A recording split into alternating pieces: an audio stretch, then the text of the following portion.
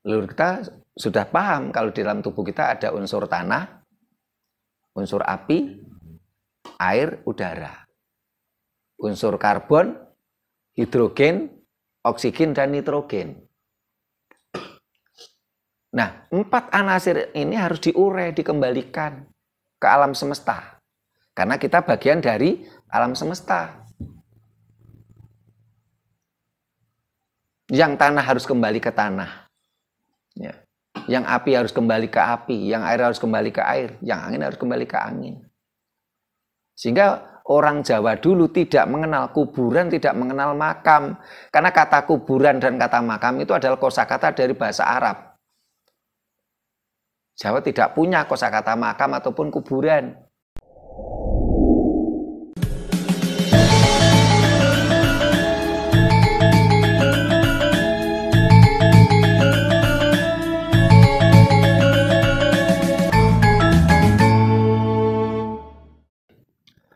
Rahayu. Para pemirsa Raket Prasojo TV channel yang kami hormati, selamat berjumpa kembali dalam kegiatan Yayasan Raket Prasojo, Lembaga Pengkajian, Pelestarian, dan Pengembangan Budaya Nusantara. Nah, para pemirsa, saat ini saya di daerah ini termasuk kelurahan atau desa ya, Ketanggi ini Mas Anton. Kelurahan ya.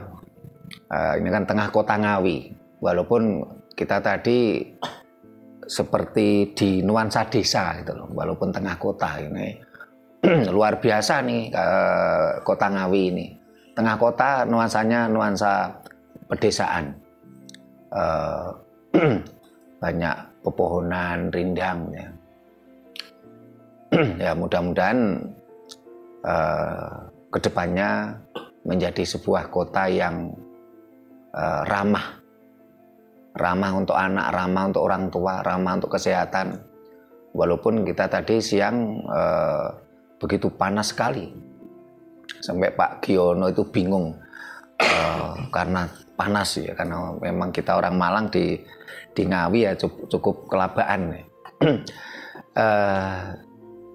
Sore tadi kurang lebih jam 3:30 kita melaksanakan ritual penyempurnaan sukma. Orang tuanya salah satu anggota kita, Mas Anton Haryanto. Kita melakukan ritual penyempurnaan sukma. Nah,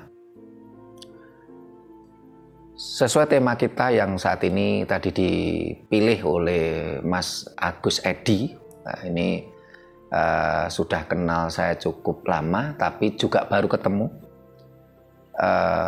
Belum berminat gabung di organisasi kita, tapi ingin ikut kegiatan. Tapi tadi siang sebagai prajurit TNI saya mengajak, ayo kita berjuang bareng. Bagaimana kita memerdekakan bangsa ini yang benar-benar merdeka jiwa raga. Kita semua memiliki kewajiban yang sama untuk memperjuangkan bangsa dan negara kita supaya merdeka jiwa raga. Sementara saat ini kita dalam penjajahan ideologi, kita dalam penjajahan psikologi.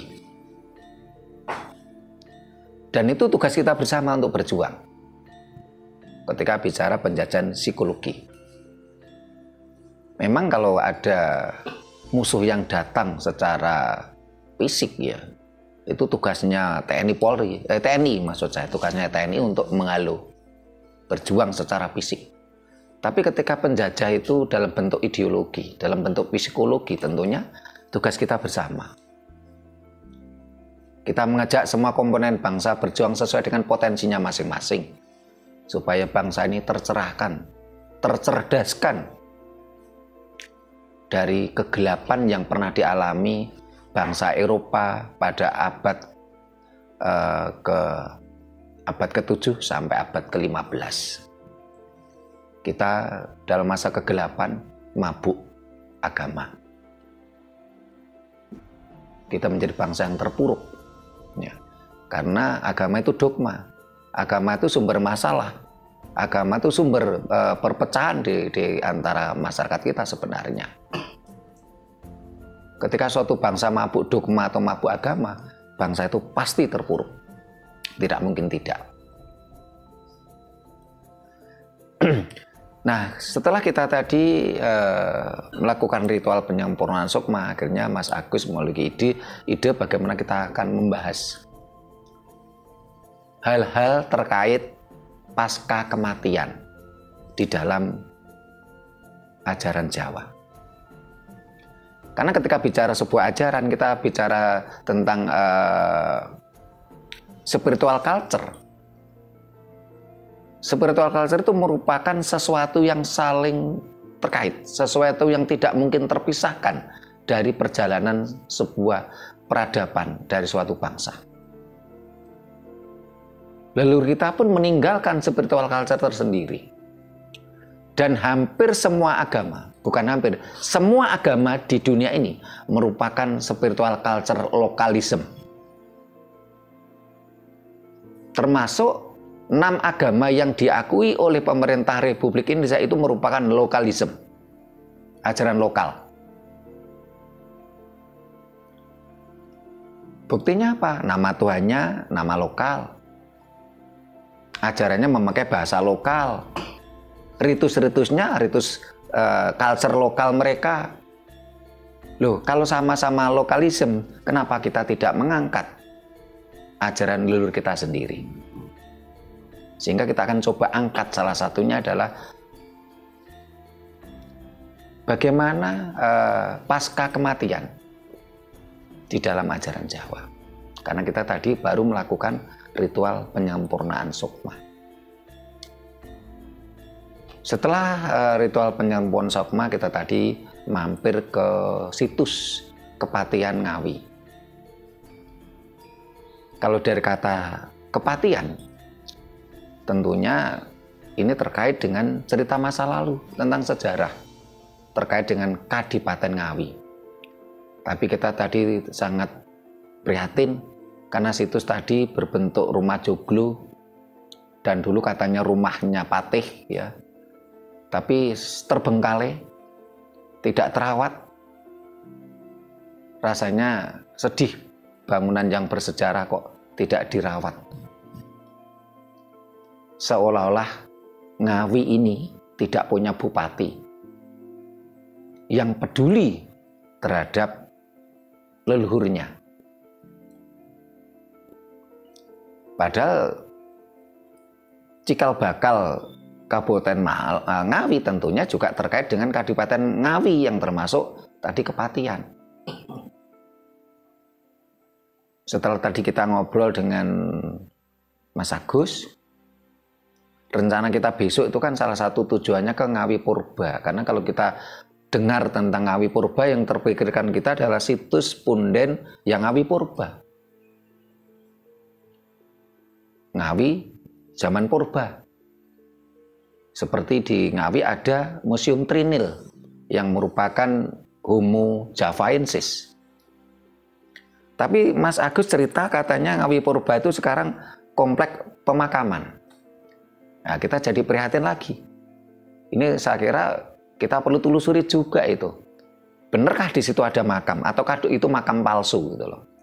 Karena kalau bicara Ngawi Purba tentunya itu dulunya kan punden, apalagi ada cerita-cerita kalau itu dulu peninggalan semasa Majapahit. Dan ingat, kata makam, kata kuburan itu bukan kosakata bahasa Jawa.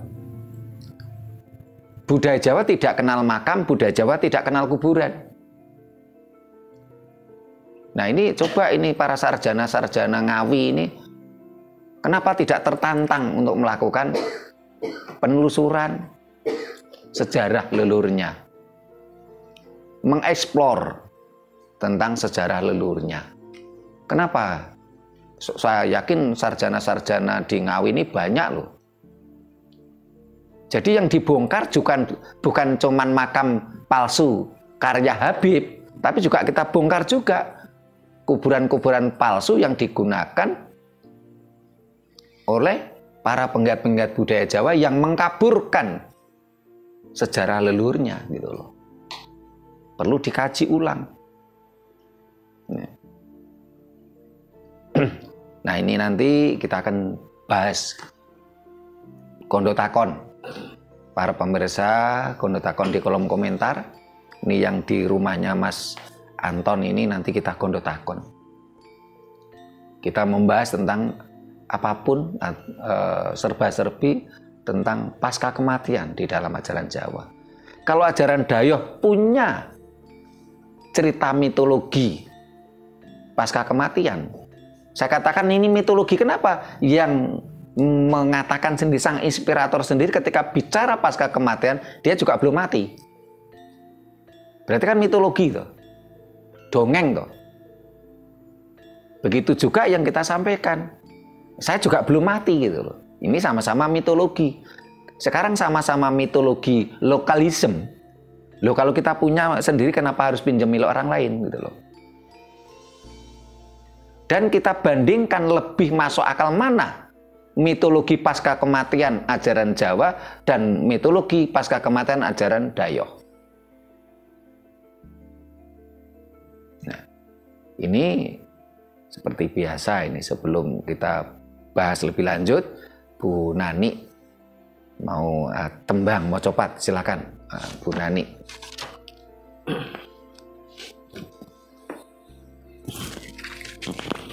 Rahayu. Rahayu. Hangi tungo pawelinge kaki sabda palon pamong nuswan toro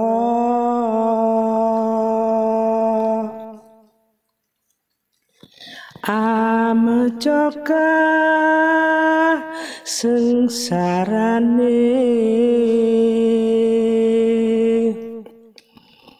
rakyat nusa sadarom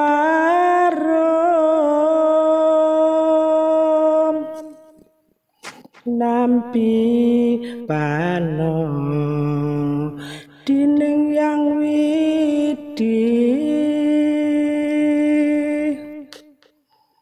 kelambang wong nyabrang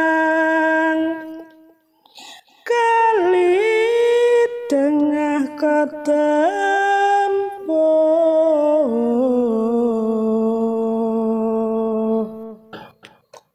santering kali kang penuh ya kuning gapura sabta ngesti haji keh jalma samyo letno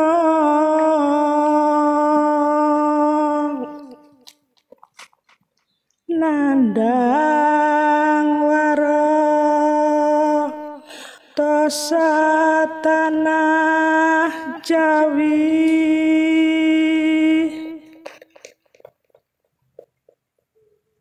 dadi kersaning kang murbeng jagat meruhna proh kawulane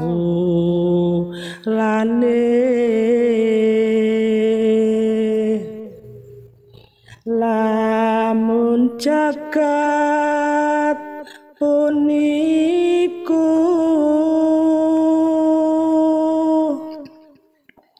mengku bange raning gaib nraju becik yang Allah kang nandur undur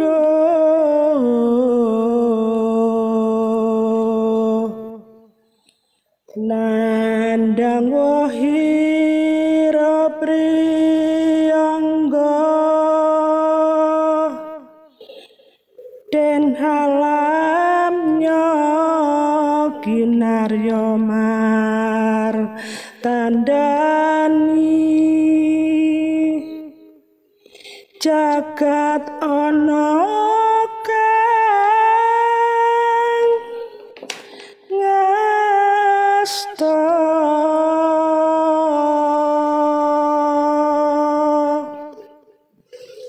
carane kang aparing panodi warna-warna wujuding bebaya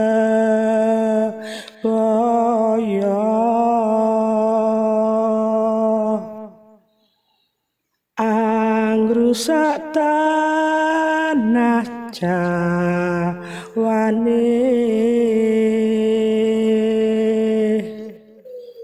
wong klidik datana ngukup nyambut karya datana nyukupi priyayi padha kapiran sadagarda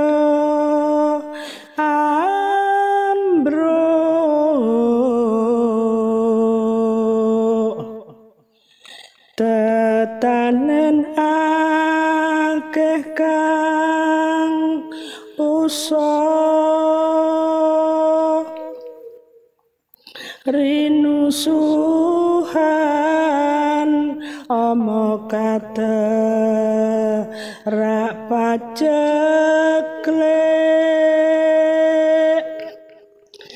apot uripe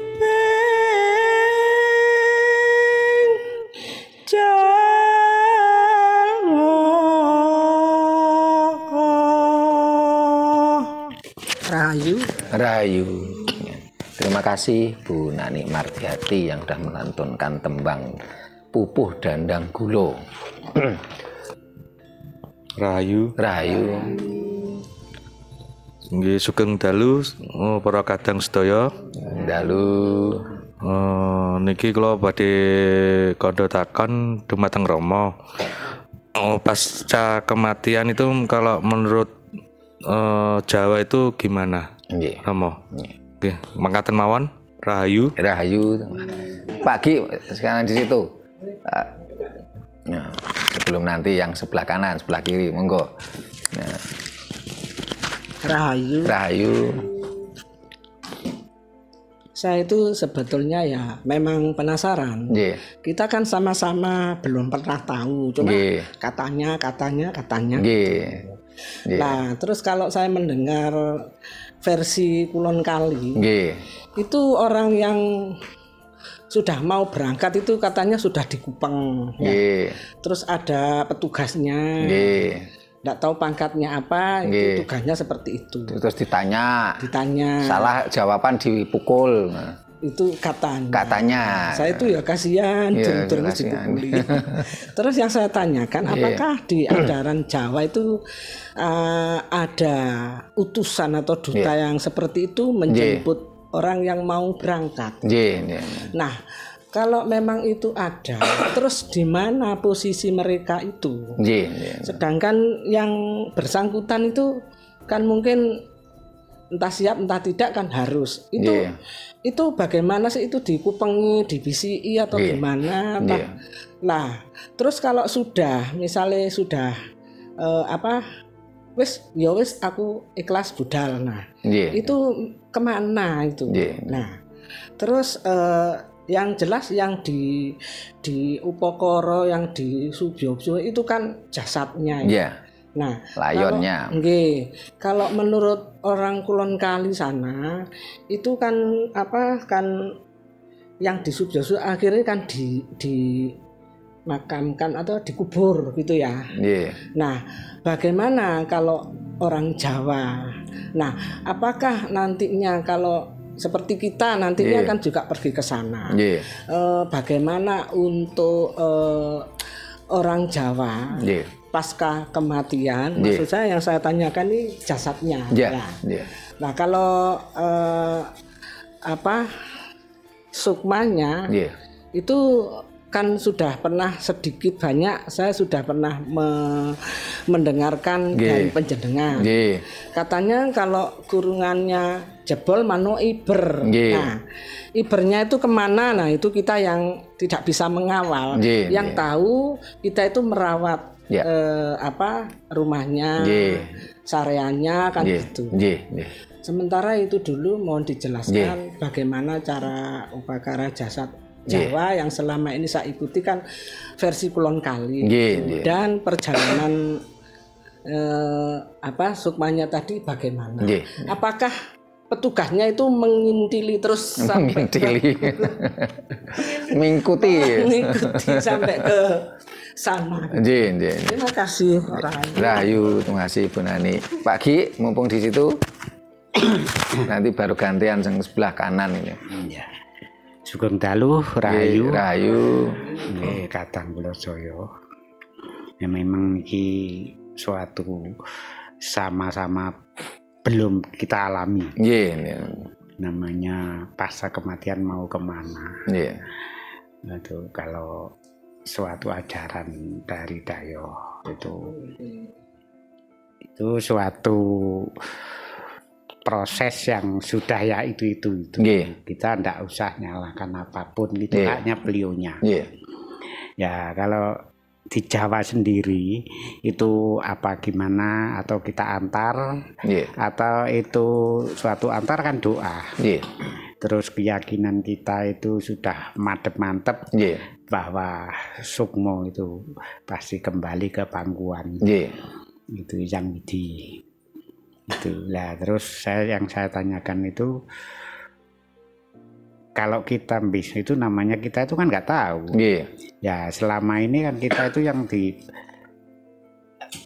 gandakan kita ini kan kenyataan jangan itu nggak tahu. Terus suatu saat ada salah satu zaman kita itu diperlakukan seperti Kulon Kali apa gimana kan kita nggak tahu gitu. Pertanyaannya sama ini. Iya, saya sama kita itu, atau diperlakukan tradisi ya Kulon Kali atau budaya kita. Itu makasih itu aja. Terima kasih Pak Giono. Berarti ini jawab Bu Nani, Pak Giono baru ke Mas Anton dulu karena biar urut ya. Selama ini kan memang bangsa kita kan didogma dengan cara-cara Kulon Kali. Walaupun itu sebenarnya juga lokalisme gitu loh. Ya, tapi bangsa kita kan didogma seolah-olah bahasa mereka itu bahasa langit. Padahal ya tidak gitu loh. Bahkan dengan kemajuan teknologi, bahkan kita ketahui, bahkan cara mereka bersembahyang pun itu ternyata turun-temurun gitu loh. Sehingga bacaan-bacaan di dalam kitab sucinya itu kemarin saya termasuk panggilan mereka untuk bersembahyang. Ini mulai dari caranya ajaran-ajaran Abrahamik ya, mulai Yahudi, Kristen Ortodok ya. Ini mirip gitu loh. Dari semua Abrahamik itu mirip ya. Bahasanya ya mirip, berarti kan memang lokalisme tuh itu sebenarnya. Nah, kalau kita bicara tentang dari saya katakan bahasanya spiritual culture itu adalah sesuatu yang tidak terpisahkan dari sebuah perjalanan peradaban suatu bangsa. Dan itu lokalisme gitu loh. Itu keyakinan lokal. Nah, apakah leluhur kita itu tidak mewarisi keyakinan seperti itu? Tentunya mewarisi juga. Kalau yang bersifat keyakinan, itu tadi saya katakan mitologi, dongeng. Kenapa saya katakan mitologi? Karena mereka sang inspirator mereka, junjungan mereka, ketika bicara tentang pasca kematian, junjungan tersebut juga belum mati. Belum pernah mengalami dia mati terus hidup lagi, itu tidak pernah gitu loh. Kecuali kalau junjungan mereka itu secara sejarah, secara fakta pernah mati, dan matinya itu paling nggak 5 orang atau 3 orang. Setelah hidup lagi terus bercerita. Wah, mau sebagai contoh gini, saya pergi ke Ngawi didampingi Pak Giono dan Bu Nani. Terus kita pulang ke Malang. Saya cerita ke orang Malang, oh Ngawi itu begini, begini, begini. Kalau kamu nggak percaya tanya ke Pak Giono. Ini kan bisa dipertanggungjawabkan gitu loh. Itu tadi saya katakan ini mitologi, dongeng gitu loh. Dan itu lokalisme gitu loh. Begitu juga di dalam ajaran Jawa yang terkait keyakinan itu juga mitologi. Karena yang bicara pun juga belum pernah mati, termasuk saya. Nah, sama-sama mitologi, satu yang harus kita pertimbangkan. Sama-sama mitologi, wong kita punya sendiri, kenapa harus kita pinjem? Dan pinjem pun kita mengeluarkan biaya yang triliunan. Ratusan triliun, bahkan ribuan triliun. Nyilih nyewo. Sementara leluhur kita udah punya. Itu pertama. Yang kedua, secara nalar sehat, ini lebih masuk akal mana antara ajaran leluhur kita dengan ajaran Kulon Kali? Ini harus kita pertimbangkan. Ya. Sebagai contoh gini, di dalam ajaran Kulon Kali tadi disinggung oleh Bu Nani, orang tuh kalau mati nanti didatangi petugas.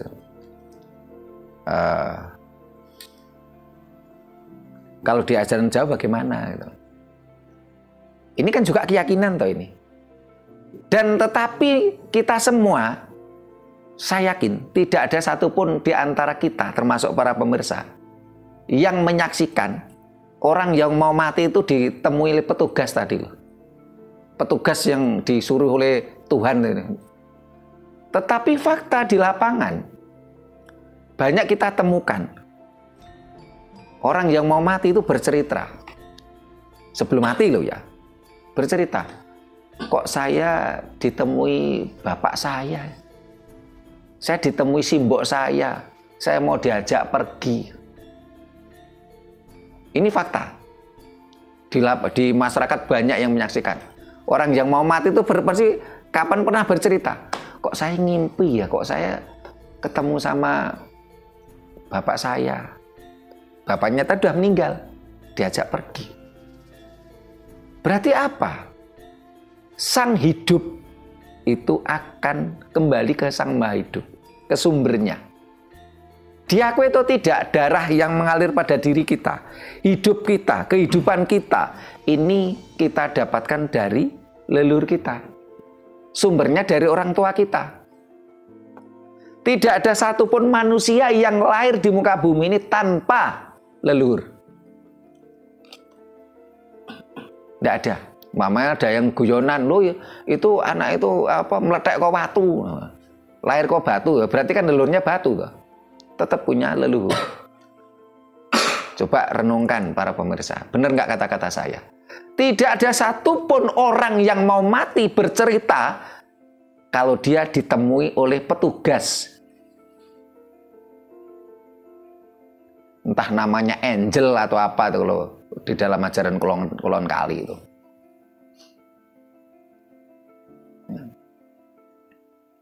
Entah angel, entah Dracula, tidak ada gitu loh. Tetapi fakta di lapangan banyak bukti dan saksi. Orang yang mau meninggal itu bercerita. Kok saya ngimpi, kok ditemui bapak saya, ditemui simbok saya. Simboknya udah meninggal gitu loh, diajak pergi gitu. Berarti menandakan apa? Sang hidup itu akan kembali ke sang sumber hidup. Diakui itu tidak, hidup kita berasal dari orang tua kita, dari leluhur kita. Banyak itu cerita itu. Ya.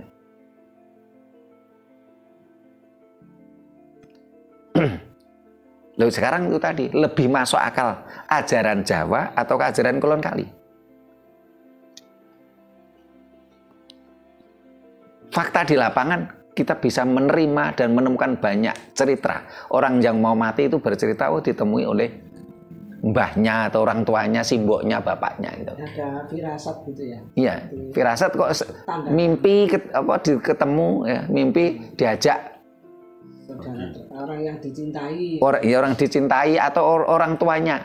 Nah, ya. Nah setelah raga ini tidak bisa dipakai, ya. Kalau di dalam ajaran Kulon Kali itu kan pokoknya petugas datang terus nyabut nyawa kita kan gitu ta. Nah, kalau di dalam ajaran Jawa enggak. Sepanjang kita mampu merawat raga ini, kurungan manuk ini, ya kita akan bisa kita pakai. Sehingga dulu kala sebelum bangsa kita itu tercemar, teracuni yang begitu parah, leluhur kita dulu banyak saksi, banyak bukti usianya sampai ratusan tahun. Tapi setelah kita tercemar, terdogma, teracuni, ya, akhirnya kita umur kita pendek. Apalagi kadang-kadang terdogma. Pak Giono usianya sekarang berapa? Berapa Pak Giono? Usianya sekarang 68. Oh bonus itu, udah bonus itu. Wong junjungan kita aja mati umur 63 kok. Nah, seolah-olah kita dipatok usia kita cukup 63 gitu loh. Kita harus bersyukur kalau lebih 63 itu katanya bonus. Nah, kita semakin pendek tahu usia kita. Tanpa kita mau belajar, sang junjungan tadi mati umur 63 karena diracun. Diracun oleh seorang wanita yang setelah dia setubui. Loh. Kalau di dalam ajaran Jawa enggak. Sepanjang kita mampu merawat raga ini dengan baik, rogo ini, kurungan manuk ini tidak jebol, ya tetap kita pakai, bisa kita pakai. Tetapi kalau kita tidak mampu merawat, kurungan manuk ini akhirnya jebol, ya burungnya terbang. Terus pertanyaannya Bu Nana tadi, sukmone nanti kemana? Burung terbang itu kemana? Seperti tadi siang kita melepaskan burung, burungnya kemana? Burungnya kan menyatu ke alam semesta. Itu gambarannya, karena alam semesta itu adalah Tuhan yang nyata. Semua agama yang bicara tentang Tuhan itu rata-rata imajinasi manusia. Dan mereka benar-benar lokalisme, sehingga saat ini tercatat di badan PBB. Di dunia ini ada 4.200 agama. Dan semuanya lokalisme, 4.200 agama tadi.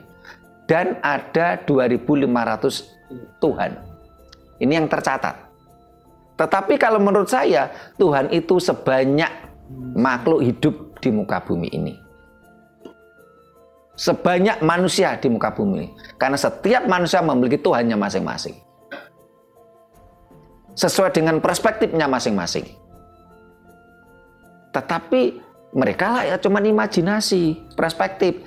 Tapi yang jelas alam semesta itu Tuhan yang nyata. Sehingga gambaran leluhur kita, yen kurungane manuk jebol, manuke mabur. Kemana? Menyatu ke alam semesta. Karena kita bagian dari alam semesta. Hidup kita bagian dari alam semesta.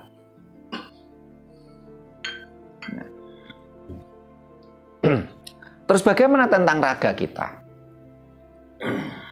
Jadi raga atau kurungan manuk ini harus jebol. Jebol itu macam-macam. Bisa karena sakit, bisa karena kecelakaan.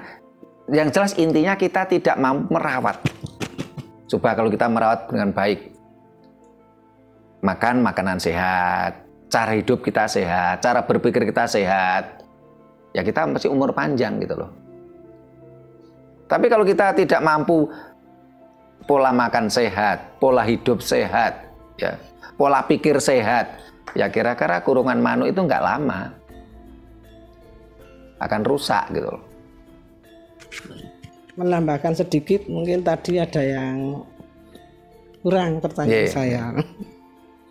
Untuk menjaga raga tadi itu makan makanan sehat, pola makan sehat, pola pikir sehat, pola hidup sehat. Pola hidup sehat. Nah, yang saya tanyakan apakah bersenang-senang, silaturahmi, nyanyi-nyanyi, reuni, itu apakah termasuk menjaga? Karena di grup itu kan sering membaca, kadang-kadang ayo ndawakno umur dengan refreshing, banyak silaturahmi, itu membuat kita sehat, akhirnya kita panjang umur, seperti itu. Nah, hanya itu yang saya tanyakan, apakah itu termasuk gitu? Terima kasih Bu Nani. Apa yang disampaikan Bu Nani tadi tidak sepenuhnya benar. Karena ketika orang itu main terus nyanyi-nyanyi, seneng itu boleh, tapi sak madyo. Kalau bersenang-senang berlebihan, kadang-kadang sampai lupa waktu. Kalau menurut saya itu malah menjadikan dampak negatif. Banyak orang saya lihat itu di paguyuban-paguyuban yang berbackground seni, ini seringkali lupa waktu. Lupa kalau dia punya kewajiban. Satu, dia punya kewajiban, raga ini kadang-kala butuh istirahat. Kadung seneng, kadung nyanyi, bahkan kadang-kadang minuman, dia lupa kalau raga itu juga perlu dijaga, perlu istirahat. Dia lupa kewajiban dia sebagai seorang istri atau seorang suami. Dia lupa kewajiban dia sebagai seorang anggota keluarga. Dia lupa kewajiban sebagai anggota masyarakat. Jadi seneng boleh, tapi sak madyo. Nah, sementara untuk merefleksi istilahnya mencas energi, ini lebih baik sebenarnya dengan cara itu boleh senang-senang tapi sak madyo. Tapi kita harus lebih banyak mencas energi semesta. Dengan cara apa? Samadhi. Terutama samadhi yang kita mencari yang energinya itu bersih. Fakta membuktikan orang-orang yang terbiasa samadhi usianya panjang. Karena dia terbiasa mencas energi semesta. Tapi ketika orang-orang itu bersenang-senang dengan nyanyi-nyanyi, minum-minum, kadang-kadang di situ pola hidupnya tidak sehat. Ya, tidak sepenuhnya sehat. Terus ketika dia senang-senang nyanyi-nyanyi, pola makannya pun juga tidak sehat. Tidak terkontrol. Ya. Nah, terus kita kembali ke bahasan tadi biar terus. Nah, ketika kita mampu menjaga raga kita, kurungan manuk ini, ya selama itu bisa kita pakai. Orang meninggal itu karena raganya sudah tidak layak pakai. Nah, kalau raganya sudah tidak layak pakai, lah untuk apa ditungguin? Selama ini kan ajaran Kulon Kali kan raga yang sudah nggak pakai itu kan ditunggu. Menunggu masa kebangkitan. Raga sudah nggak bisa dipakai kok ditunggu gitu loh.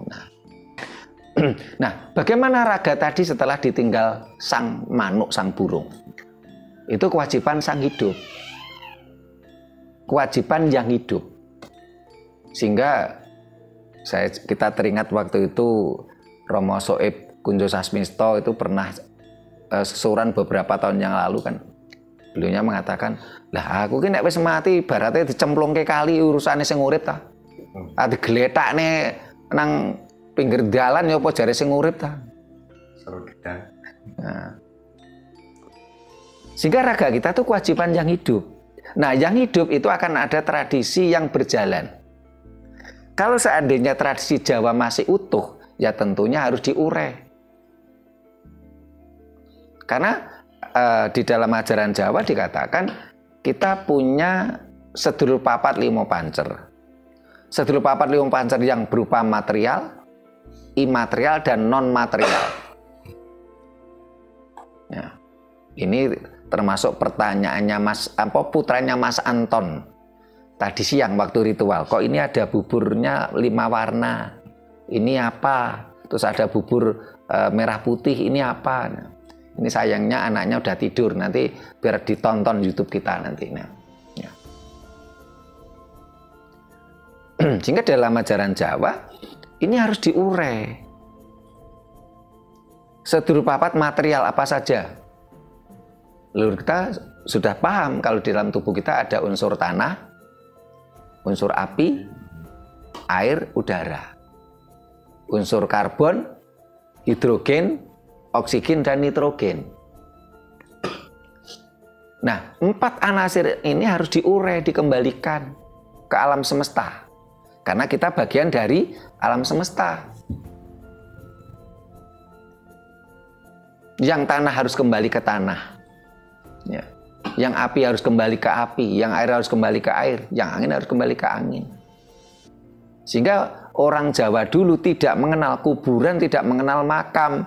Karena kata kuburan dan kata makam itu adalah kosakata dari bahasa Arab. Jawa tidak punya kosakata makam ataupun kuburan. Karena dulu itu dibakar, diurai. Ternyata leluhur kita dulu itu sudah visioner.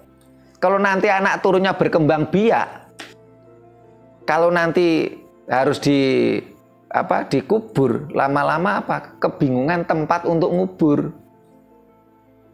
Kalau diurai ya tidak ada masalah. Oh kasihan, kok dibakar loh, udah mati aja loh. Sudah ditinggal manuk, sudah burung, walaupun dibakar, walaupun dibuang nang kali, atau kemarin viral yang dimutilasi sampai kecil-kecil Surabaya itu, ya nggak merasakan apa-apa tuh. Udah mati kok. 65 potong ngeri gitu. Ya. Kasus Surabaya, mahasiswa Universitas Trunojoyo itu. Nah, waktu dipukul pertama paling ya sakit.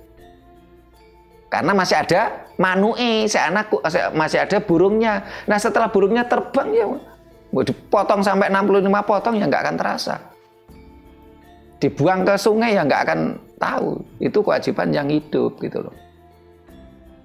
Nah, dalam perkembangannya dulu dibakar. Setelah itu karena ada kedatangan ajaran Dayoh, karena ajaran Dayoh mengajarkan dikubur, akhirnya Jawa ada yang mengenal namanya pasarean.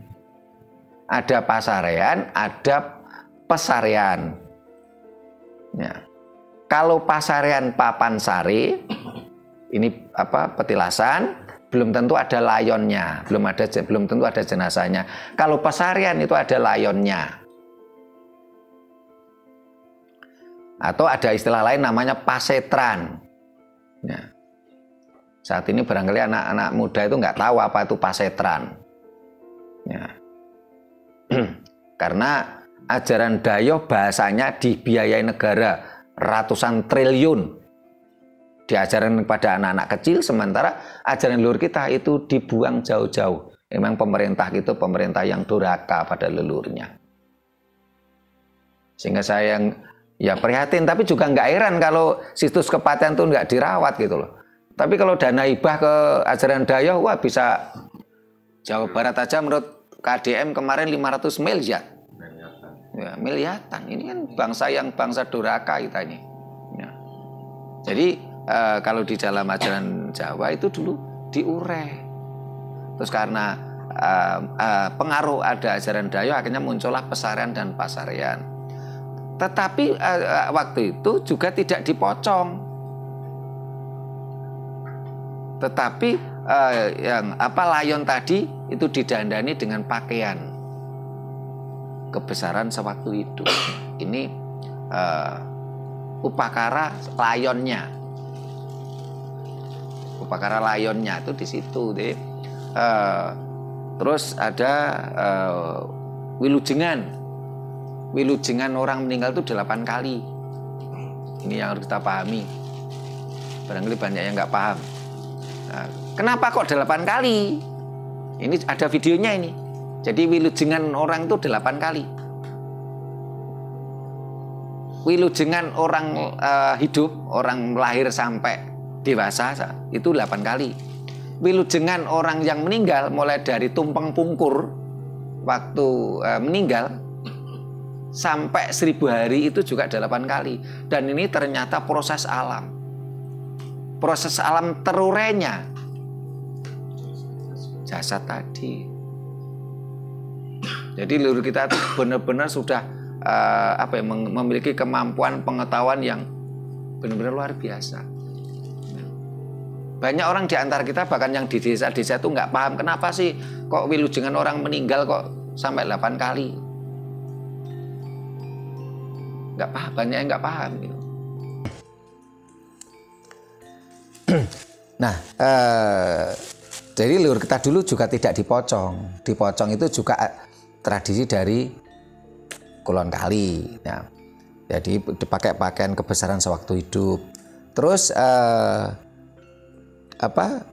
di kuburnya ya ini ada 2, ada yang mujur ngetan ngulon ya. Jadi kuburan Jawa ya, pesarean Jawa, pasetran Jawa yang istilahnya pasca Majapahit ya, ini mujurnya ngetan ngulon. Filosofinya adalah sangkan paraning dumadi. Ini masih bisa ditemukan daerah Mojosari, ada. Kuburan banyak, bukan cuma 1 2. Terus juga kita temukan di Mloro, kita temukan. Terus di beberapa tempat banyak kita temukan. Jadi mujure ngetan ngulon, sangkan paraning dumadi. Terus ada juga yang pesariannya ini bulat, bunder. Kalau yang ngetan ngulon tadi itu layonnya itu ditidurkan berbaring, ya, melumah, terus pakai terbelo, ya. Sehingga dulu kalau orang kaya itu ini terbelonya kayu jati, tapi kalau orang tidak punya terbelonya kayu randu. Jadi nggak dipocong, ditidurkan posisi berbaring. Didandani ganteng atau cantik di dalam terbelo, ya, tidak dipocong. Kalau ngetan ngulon filosofinya adalah sangkan paraning dumadi. Kalau bulat ini mayatnya duduk bersila gini. Ini filosofinya adalah manunggaling kawula Gusti. Banyak juga kita temukan beberapa pesarian yang bundar. Itu merupakan ajaran Jawa. Orang mujur ngetan ngulon terus layone dihadapkan ke barat, katanya ke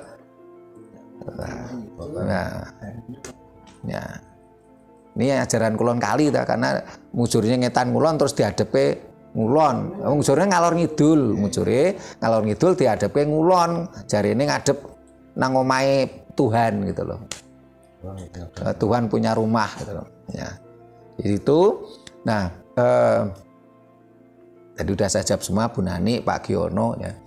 Terus Mas Anton tadi yang juga sebenarnya sudah saya jawab. Terus tadi pertanyaan anaknya, kenapa kalau kita ritual ya? Kenapa kalau kita ritual penyempurnaan sukma? Dan saat ini kita banyak diminta ya. Mulai dari kita pernah ke Langkat lakukan itu, kemarin ke Muntilan, Magelang, terus sekarang di Ngawi. Oh ya, di Kanjuruhan pasca kemarin tragedi Kanjuruhan itu kita yang melaksanakan juga ritual penyempurnaan sukma di sana. Itu saksinya ya Mas Puji itu yang kemana-mana dampingi saya. Nah, kenapa kita lakukan itu?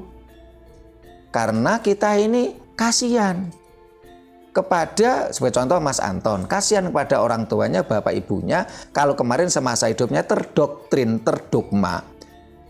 Orang yang meninggal itu menunggu di kuburan, menanti hari kebangkitan. Yang jadi itu satu itu mitologi, karena orang yang ngomong itu waktu ngomong kan juga belum mati toh. Coba kita renungkan, sang junjungan yang ngomong gitu kan pada waktu ngomong kan belum mati juga. Itulah saya katakan ini mitologi, ini dongeng gitu loh. Karena waktu ngomong belum mati. Nah, yang jadi pertanyaan kapan hari kebangkitan tadi, hari pengadilan tadi? Kenyataannya sang junjungan tadi meninggal sampai sekarang juga belum datang, itu masa kebangkitan. Kalau umpamanya ada, sebagai contoh masa pengadilan kebangkitan itu hari ini gitu ya. Loh kok enak yang mati kemarin sore gitu loh. Lah bagaimana yang udah meninggal 1000 tahun yang lalu atau 500 tahun yang lalu? Kan kasihan. Karena itulah Mas Anton itu kasihan sama orang tuanya. Akhirnya dilakukan ritual penyempurnaan sukma. Nah, perlu dientasno, disampurnakne. Karena itulah bagi para pemirsa yang merasa kasihan kepada orang tuanya, keluarganya, mau ingin melakukan ritual penyempurnaan sukma, silahkan. Apakah biayanya mahal? Enggak. Lebih mahal mendatangkan saya gitu loh. Apakah harus mendatangkan saya? Juga tidak. Silahkan lakukan sendiri. Saya siap untuk memberikan konsultasi.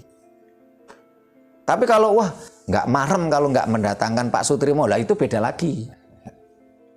Seperti kemarin saya didatangkan sampai Langkat Sumatera Utara sana. Nah, tiket pesawatnya aja saya bersama Mas Puji itu per orang 2.500.000. Belum kebutuhan lain-lain. Atau kemarin kayak Bu Dokter Bintorowati yang di Pare, setelah ritual terus ada wilujengan. Nah, itu biayanya mahal lagi gitu loh. Karena kalau yang ubur rampe pokok ini nggak banyak kok. Yang banyak itu tadi satu, mendatangkan saya, otomatis ganti BBM saya. Belum lagi kalau saya minta honor loh ya. saya selama ini saya dapat wejangan guru saya sutik njaluk sutik nampe.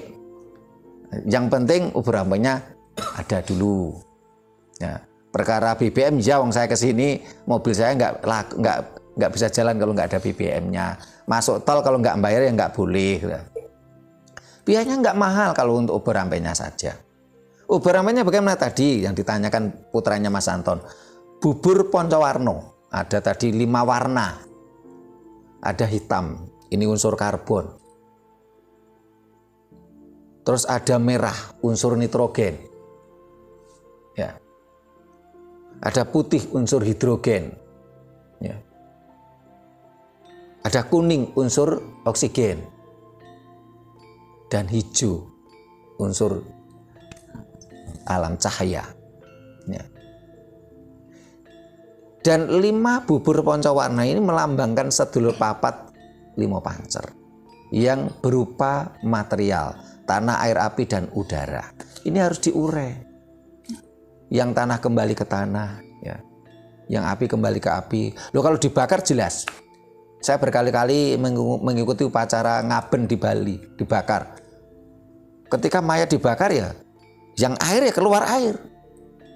Api jelas toh, menyatu yang dibakar. Yang karbon, tanah ya menjadi karbon. Yang udara pun juga kembali ke udara, sehingga ketika mayat itu dibakar ya kadang ada letupan. Pss, pss, ya. Angin. Terus tadi ada bubur sengkolo, abang putih. Ini melambangkan sangkan paraning dumadi, asal-usul manusia. Tes abang seko biang, tes putih seko bopo. Kita ada di dunia karena berasal dari ini. Tadi jumlahnya 5 juga. Tes abang seko biang, biang itu ibu, simbok. Tes putih seko bopo. Setelah itu paruan, lambangipun bopo biung saresmi, dan lahirnya anak. Ada bawah putih atas merah, bawah merah atas putih. Ini yang ditanyakan putranya Mas Anton tadi. Sehingga doanya kita apa? Supaya sedulur papat yang dari material, tanah, air, api, dan udara, ya, ini harus kembali ke asalnya, ke alam semesta. Terus saudara kita yang imaterial, apa itu? Kakang kawah, adi harari, getih, tali puser. Ini imaterial. Karena ketika ari-ari bayi itu ada yang dipendem, ada yang digantung, ini dalam selapan dino, 35 hari ini hilang. Sehingga saya katakan imaterial. Termasuk saudara kita yang lahir bukan saka marga ino. Seperti keringat ibu waktu melahirkan kita. Uwate ibu ketika melahirkan kita, air mata ibu ketika melahirkan kita. Ya. Terus 4 saudara lain yang non material, apa itu? Lodro, Angkoro, Sukardo, Nimpuno. Ya. Lodro yang menjadikan tubuh kita kuat, doyan makan. Angkoro yang menjadikan kita itu bersemangat, ya, menatap dan menginginkan masa depan. Soekardo yang menjadikan kita ingin lebih baik, lebih indah. Nimpuno kita ingin menjadi orang yang baik, orang yang suci. Dan ini adalah nafsu, ini harus diurai. Sehingga ketika Sang Gunawan Wibisono mau masuk surga itu tidak bisa karena sedulur papatnya belum disempurnakan. Kalau bicara tentang Dono Weweh, loh, Gunawan Wibisono itu raja ing Singgelapura. Sebagai seorang raja dia dermawan. Orang yang dermawan pun belum serta-merta masuk surga gitu loh. Loh, kok ada yang bercerita menipu kita, masuk surga cukup dengan hafalannya. Membaca hafalan ini 1000 kali masuk surga. Padahal di kitab sucinya tidak ada kata surga. Ini kan menipu gitu loh. Nah. Ini dari pertanyaannya Mas Anton, Bu Nani, dan Pak Giono. Nah, ini sekarang gantian, ini yang sebelah kanan. Monggo, siapa dulu? Monggo, Mas Wadi dulu atau Mas Agus? Monggo. Ya. Ini apa? Nggak skip pengalamannya? Nggih, saged. Nah, monggo. Agak didekatkan, nggih. Dicoba mawon. Nggih. Nggih. Nggih. Rahayu. Iku terus akan ceritanipun Ibu kalih Bapak Nikawan. Nggih. Nah, niku sami kalih pengalaman sing nate kula niku ngeten. Nggih, rada cedhek nggih. Ya. Napa niku pas meninggali bulik niku. Nggih. Nggih. Nah, niku enten tangga kula sing usi kan. Nggih. Niku pados angus. Nggih. Nah, sikile pun bulik kula niku sing teng-tengene niki ditengeri. Nggih. Nah, terus niku dingatenke kalih dinten niku tangga kula. Nggih. Besok iki bakal melu sapa ya. Nggih, nggih. Nah, niku pas baru bulik disarekaken niku. Nggih. Lah niku pas niku kan adi kula kan pas mbobot. Nggih, nggih. Nggih, nggih. Dan niku terus kula ditanglet.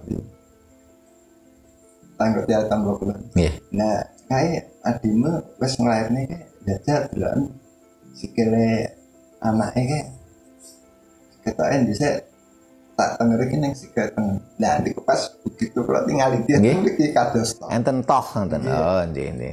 Nah, niku napa sing diwastani anu niku nggih. Siapa? Manites napa? Nggih, nggih. Nggih, terima kasih Mas Wadi. Ganti Mas Agus itu. Nah. Nggih. Nggih, matur nuwun. Nggih. Kula anune rada beda ya. Nggih. Salame Rahayu. Rahayu. Nggih. Jadi kula niki kan hitungane ABG ya. Nggih.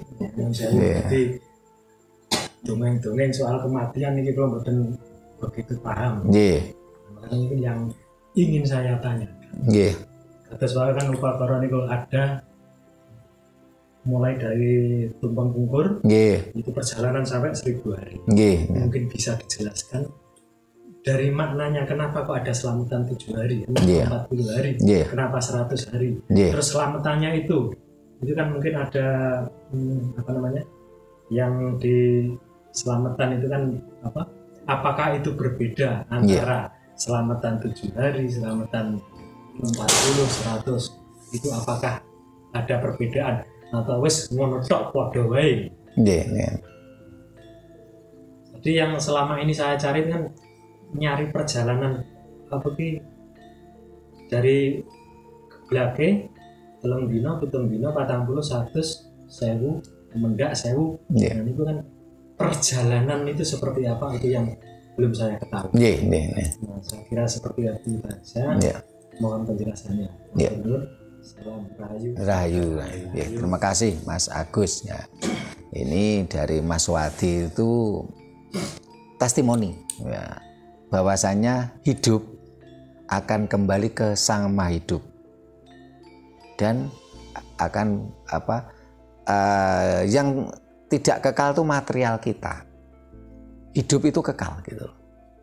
Sehingga tadi testimoni ada orang meninggal, buliknya yang meninggal ditandai di tangannya pakai areng ya. Tadi dengan bahasa Jawa ini kita sedikit translate lah. Ditandai pakai areng. Nah, setelah itu kebetulan adiknya Mas Wati ini sedang hamil. Akhirnya melahirkan, itu ada toh ya. Ya. Ini testimoninya Mas Wadi. Ini di Paidu kena apa ora loh. Ini testimoni ini kisah yang dialami keluarganya Mas Wadi kok. Kalau Anda tidak percaya ya nyoba aja gitu loh. Yeah. Jadi tidak ada larangan untuk tidak percaya dan juga tidak ada larangan untuk tetap percaya gitu loh. Yeah. Yang jelas adalah ya, kita hidup ini berasal dari sumbernya. Sumbernya kita siapa? Sumber kita dari orang tua kita, leluhur kita. Sehingga tadi antara bulik dan adiknya Mas Wadi yang hamil, ini kan sumbernya sama. Sumbernya kan sama gitu loh. Sehingga dalam video kita ada judulnya apa? Pohon ada akarnya, air ada sumbernya, manusia ada leluhurnya. Nah, kalau ada manusia yang lupa leluhurnya, layakkah disebut manusia? Ya. Kalau ada Bupati Ngawi membiarkan ya petilasan leluhurnya, situs kepatian tidak dirawat, ya, ini layakkah gitu loh? Dan ini juga untuk teguran, kritikan untuk semua bupati-bupati pemerintah daerah yang lain gitu loh. Loh, Anda itu loh jadi bupati tinggal nemu. Anda tidak pernah babat alas, Anda tidak pernah membangun peradaban, tinggal nemu. Wong karek nemu ya kalau ngerawat ra gelem. Ngerawat ya duitnya negara, ora duitnya pribadi, ngono kok ora gelem. Kok nemen neram lho. Ya. Guyonannya Bu Nani, oh situs kepatian itu ditanami tebu aja gitu. Oh, enggak dirawat udah tanami tebu aja gitu. Tebu anteping kalbu. Wah. Apa dikaplingke jare. Oh, enggak dirawat kok. Ya. Udah pecah-pecah Mas pagere. Udah retak-retak itu. Katanya Mas Anton pagar baru kok retak. Wah, ini berarti dikorupsi kemarin semennya. Proyek ya.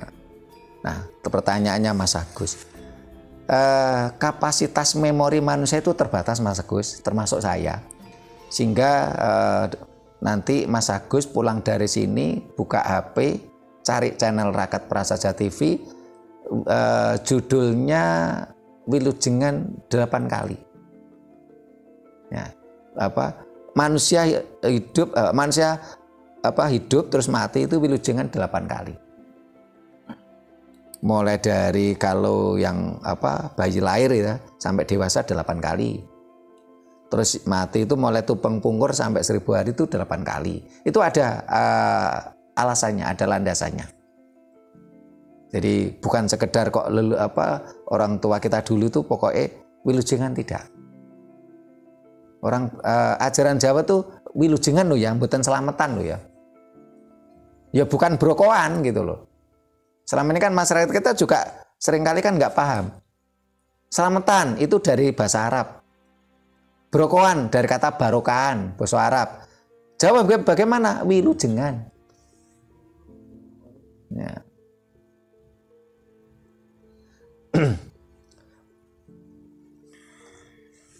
Nah, kalau mamnya yang pertama ya tumpeng pungkur, karena sudah ngungkur ke kadunyan, dibuat tumpeng pungkur. Ya. Terus kalau kenapa kok setelah tumpeng pungkur itu kan 7 hari? 3 hari. Oh 3 hari dulu ya, ya 3 hari. 3 hari ini saya lupa Mas, nanti lebih tepatnya buka sendirilah karena itu tadi. Kita ini kan lembaga kajian, kita kondotakon. Kalau saya lupa ya harus jujur lupa gitu, daripada saya ngarang nanti malah keliru gitu loh.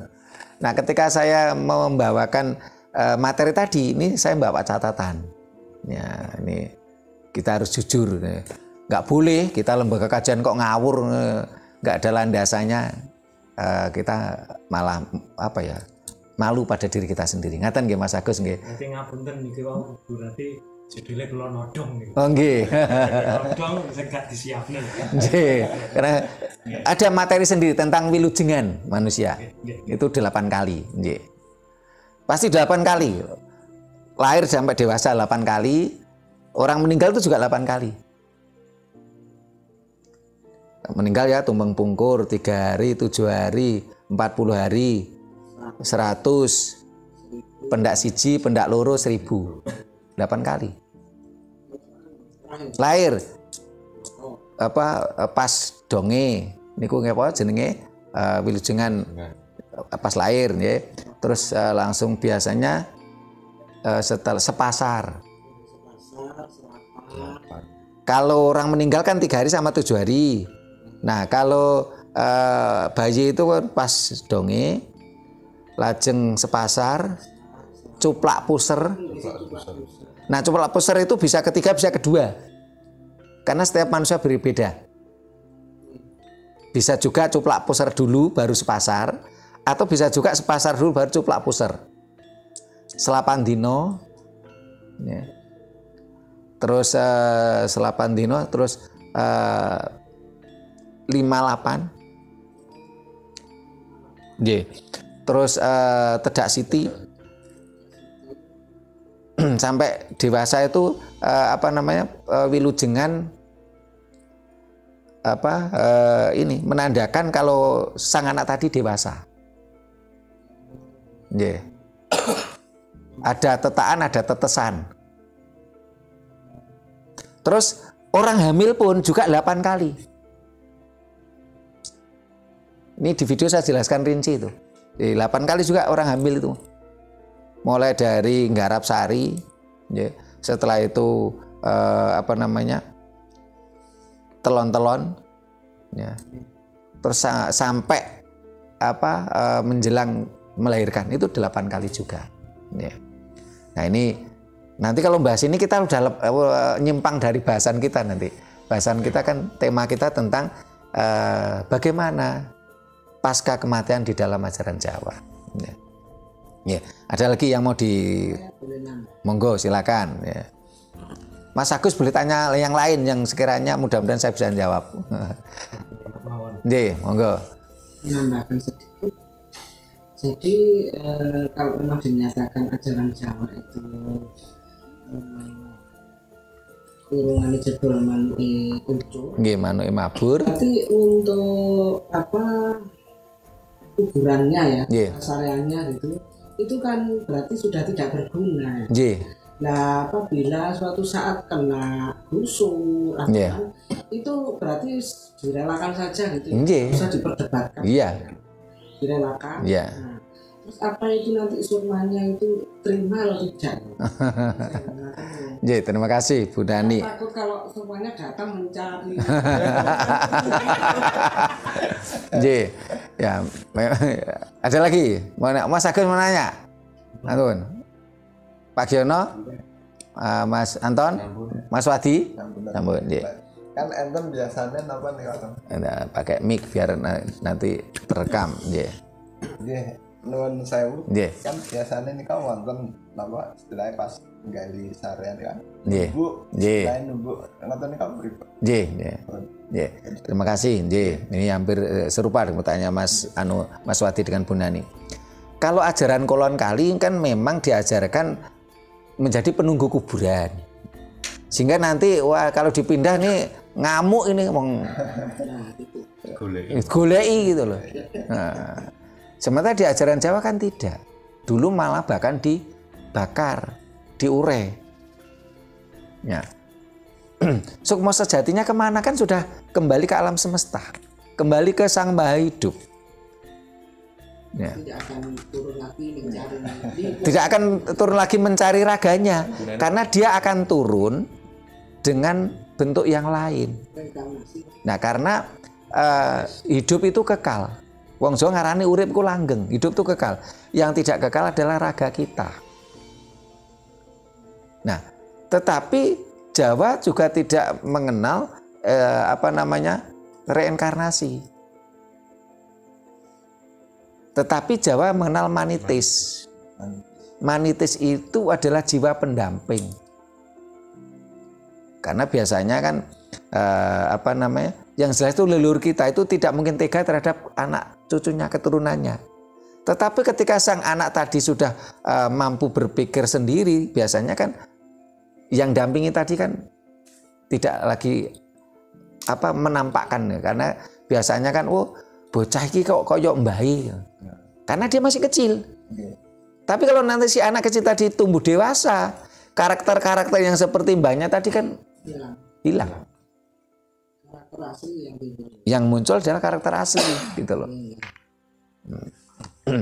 Sehingga kalau umpamanya ada kuburan dipindah ya, sebenarnya tidak ada masalah kalau di dalam ajaran Jawa. Tetapi karena selama ini bangsa kita terdogma, akhirnya apa? Mohon maaf, kita sebagai orang awam sajalah, nggak usah kita jadi orang pinter. Kita masuk ke kuburan, apa yang terjadi? Ada benturan energi. Manusia, diri kita ini adalah sumber energi getaran elektromagnetik. Kita punya energi dalam tubuh kita. Nah, sementara karena terdogma semasa hidupnya, kalau nanti mati menunggu di kuburan tuh banyak energi itu. Dia di alam penantian yang nggak jelas itu, kasihan kadang-kadang. Karena itulah tadi kita membantu orang tuanya Mas Anton untuk supaya melanjutkan perjalanannya. Kasihan gitu. Kita nggak usah jadi orang pinter deh. Kita orang bodoh aja masuk ke kuburan, pasti ada benturan. Apa bentuknya benturan? Merinding. Itu pasti. Walaupun tadi di kuburannya ini kan kelihatan bersih, ada lampunya, merinding. Karena benturan energi. Kita nggak usah jadi orang pinter lah. Nah.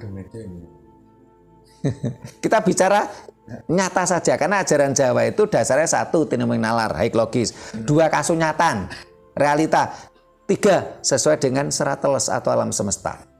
Kita nggak perlu jadi orang pinter, orang sakti, nggak perlu lah. Kita datang ke kuburan, merinding, ada benturan energi.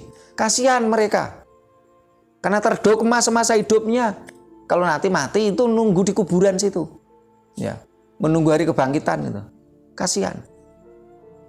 Sehingga kalau kita sudah tercerahkan seperti ini dan kita tidak tega pada keluarga kita, ayo kita bantu.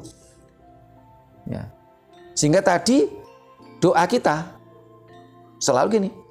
Tadi kan namanya Heni Suyoso. Nah, salah satu doa kita apa? Sukmo sejati nih Heni Suyoso. Manunggalo mring Gusti yang sukmo kawekas. Sukmo kawekas itu Tuhan. Kawekas itu dari kata kawitan lan wekasan. Ya. Terus yang kedua ya. Sukmo sejatine Heni Suyoso. Rilakno raganiro.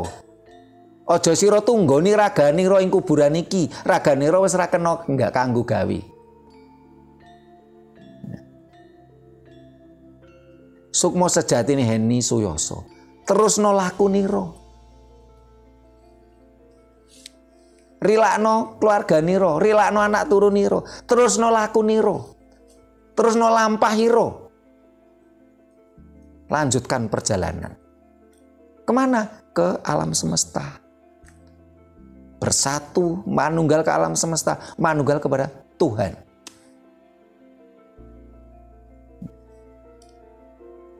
Tetapi karena terdogma menunggu di situ, akhirnya kan tadi ada benturan energi. Sehingga ketika ada istilahnya, nah kadangkala muncullah entitas lain, kadangkala sing numpangi. Nah ini kan akhirnya kan kasihan gitu loh. Ya ini tadi saya katakan, ini sama-sama oke lah, ini sama-sama mitologi. Yang sana juga mitologi, ini juga mitologi. Lu sama-sama mitologi, kalau kita punya sendiri kenapa kita pinjam milik orang lain? Pinjam nyewa ratusan triliun. Ya. Loh, kalau bangsa ini merdeka jiwa raga, bangsa ini makmur. Ya. Kita nggak perlu setor upeti ke sana. Ya. Ini sama-sama mitologi kok. Ini katanya dari langit, kata siapa? Kalau datang dari langit terus ketimpuk, kepala siapa yang ketimpuk? Nah, jelas-jelas itu cerita dari seseorang dan itu mitologi dongeng. Nah, sama-sama mitologi, sekarang kita pikirkan lebih masuk akal mana? Mitologi dalam ajaran Jawa dan mitologi mereka. Ya. Jangan mabuk dogma, jangan telan mentah gitu loh. Ya. Ada lagi yang ditanyakan, ya? Ampun, ya. Nah, mudah-mudahan bahasan kita tentang pasca kematian ini bisa membawa kebaikan, membawa pencerahan kepada kita semua. Bagi kita semua yang merasa kasihan orang tuanya menjadi penghuni kuburan, ingin disampurnakni, silakan. Ya. Video kita banyak. Saya selalu bilang ke Mas Puji selaku kameramen dan admin, pokoknya setiap ritual penyempurnaan sukma di video. Karena ini salah satu bentuk kita memberikan pencerahan kepada bangsa ini. Ya. Bagi nanti yang nonton tersentuh, aku kok mesakne wong tuaku, silakan. Biayanya nggak mahal.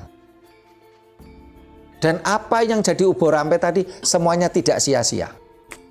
Burung tidak kita sembelih, burung kita terbangkan. Ya.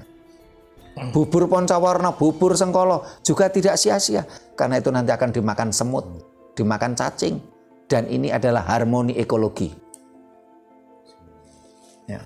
Nggak ada yang mubadir, nggak ada yang buang-buang sia-sia. Karena kita harmoni semesta. Ya. Demikian tadi para pemirsa yang saya hormati, ya mudah-mudahan mampu memberikan pencerahan pada kita semua. Bangsa ini menuju kemerdekaan jiwa raga. Bila mana ada kata-kata kami yang kurang berkenan, tata kerama kami yang kurang memadai, kami mohon maaf. Terima kasih, sampai jumpa di kegiatan kita lainnya. Rahayu.